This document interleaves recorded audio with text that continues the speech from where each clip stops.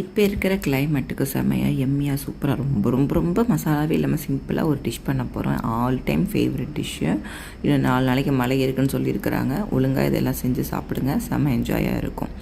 ஒன்றும் இல்லைங்க, ஒரு 1/2 kg நெஞ்செலும்பு வாங்கிட்டு வந்து வேக வச்சுருந்தேன். அது கூட கொஞ்சோண்டு இஞ்சி பூண்டு, கொஞ்சம் உப்பு மட்டும் போட்டு சட்டியை வச்சுட்டு எண்ணெயை ஊற்றிட்டு பட்டை கிராம்பு ஏலக்காய்லாம் எதுவுமே தேவையில்லை, நேரம் வெங்காயத்தையும் கொஞ்சோண்டு புதினாவையும் போட்டு வணங்கட்டும். இந்த பக்கம் வேக வச்ச தக்காளி 2, கொஞ்சோண்டு காஷ்மீரி சில்லி பவுடர் தான் நான் போட்டிருக்கேன். எனக்கு காரம் கம்மியாக இருந்தால் போதும்னு தோணுச்சு.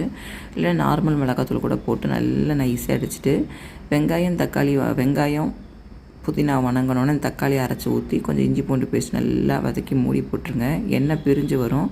மட்டன் தண்ணியோட கொஞ்சம் அரிசிக்கு தண்ணி அளந்து ஊற்றி மட்டனையும் போட்டு ஒரு 2 விசில் எடுத்து விட்டிங்கன்னா மட்டன் பிரியாணி வந்துடும். சூப்பராக இருக்கும். இதுக்கு பெரிய செலவு இல்லாமல் 5 மினிட்ஸ் நூடுல்ஸ் மாதிரி செமையாக எம்மியாக இருக்கும். இந்த